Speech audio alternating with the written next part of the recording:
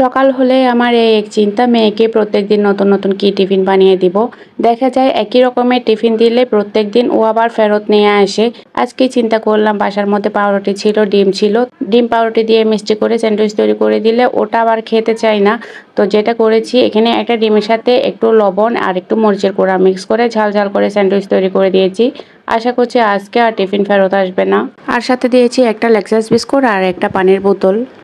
এটাই দিয়েছিলাম আজকে টিফিনের মধ্যে। দেখা যাক টিফিন ফেরত আসে কিনা। তবে আমি জানি যে আজকে টিফিন ফেরত আসবে না, কারণ এই টাইপের খাবারও বেশ পছন্দ করে। তো আমি বলতেছি যে প্রত্যেকদিন এরকম ভাজা পোড়া বা ঝাল নাস্তা খেতে খেতে কিন্তু শরীরের জন্য বেশ ক্ষতি হচ্ছে, এটা সে এখনো বুঝতেছে না। ওইদিকে মেয়ে রেডি হচ্ছে, আমি ওর টিফিন তারপরে সব ব্যাগপত্র সব কিছু গুছিয়ে দিলাম। আর এখন একটু চা তৈরি করতেছি। এরপর আমার আর কোনো কাজ নাই, এসেই নাস্তা করব। এখন বোরকাটা পরে বের হয়ে যাব। আর এই যে চা তৈরি করতে গিয়ে আমার চুলার অবস্থা কি করেছি দেখেন। যতবারই চুলায় চা দিব, এই রুমে আসলেই আমি ভুলে যাই। পরবর্তীতে চা পরে চুলার অবস্থা এরকম হয়ে যায়। আর এদিকে মেয়ে রেডি হচ্ছে, ও ক্রসটা ঠিক করে দিচ্ছিলাম। ও ক্রসটা এখনো ভালোভাবে পরতে জানে না, প্রতিবারই ওটা আমাকেই ঠিক করে দিতে হয়। আর পাশে হচ্ছে আমার আম্মু ঘুমাচ্ছিল। তো ওকে দিয়ে আসলাম, এসে আবার ছেলেকে নিয়ে গিয়েছি। এখন ওদের দুজনকে মাদ্রাসায় আর স্কুলে দিয়ে এসে আমি নিজের জন্য নাস্তা তৈরি করতেছি। আর আজকে কেন জানি না খুবই ক্ষুধার্ত হয়ে পড়েছিলাম। ঝটপট করে নাস্তাটা করে ফ্রিজ থেকে একটা মাছ ভিজতে দিয়ে দিয়েছিলাম। এই মাছটাকে দেখতে ছোট মনে হচ্ছে, তবে এটা অনেক বড় ছিল বাস্তবে দেখতে। সেদিন আমার মামা অনেকগুলো মাছ নিয়ে এসেছিল আমাদের বাসায়। অনেকগুলো মাছের মধ্যে এই মাছটাও নিয়ে এসেছে। দুইটা এনেছে এত বড় সাইজের মাছ। একটা আমাদের বাসায় রেখেছি আর একটা আমার নানুর বাড়িতে পাঠিয়ে দিয়েছিলাম।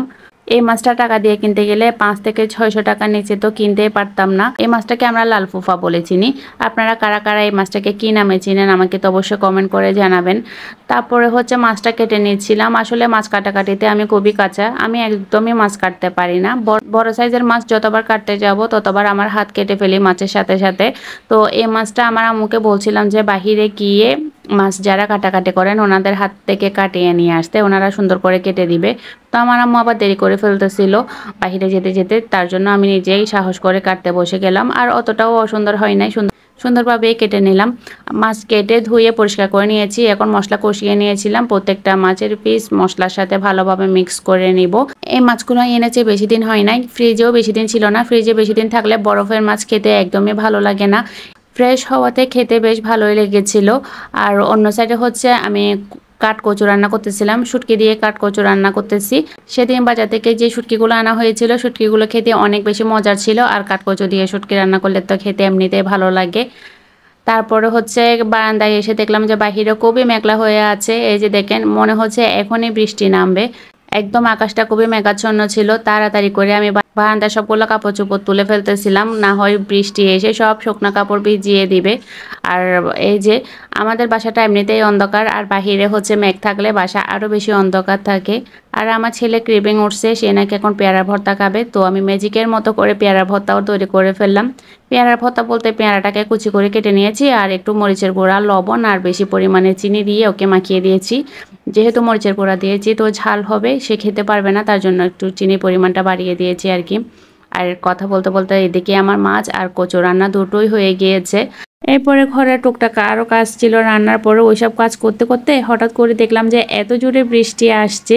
আমি তো একটু ভয় পেয়ে গিয়েছিলাম যদি রাস্তার মধ্যে আবার পানি জমে যায়। বৃষ্টির পরিমাণটা খুব বেশি ছিল, তাই একটু ভয় পেয়ে গিয়েছিলাম আর কি।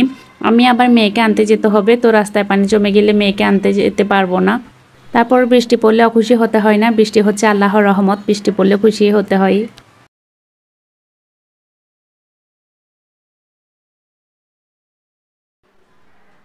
রান্নাঘরের কাজগুলোর সাথে সাথে আমি ঘর ঝাড় দিয়েছি, আরও ঘরের টুকটাক অনেক কাজ করেছি। এর মধ্যে কিন্তু অনেক জোরে বৃষ্টি নেমে গিয়েছে। এই যে এত বেশি বৃষ্টি ছিল, যেটা কিনা ভিডিওতে বোঝা যাচ্ছে না। আমার মনে হচ্ছিল যে রাস্তার মধ্যে না আবার পানি জমে যায়। রাস্তায় যদি পানি জমে যায় তাহলে আমি আবার স্কুলে যেতে পারবো না বাচ্চাদেরকে আনার জন্য। আর বৃষ্টি হচ্ছে আল্লাহর রহমত। বৃষ্টির দিনে নাকি আল্লাহর কাছে দোয়া করলে যেটা দোয়া করে সেটাই নাকি আল্লাহ কবুল করবে।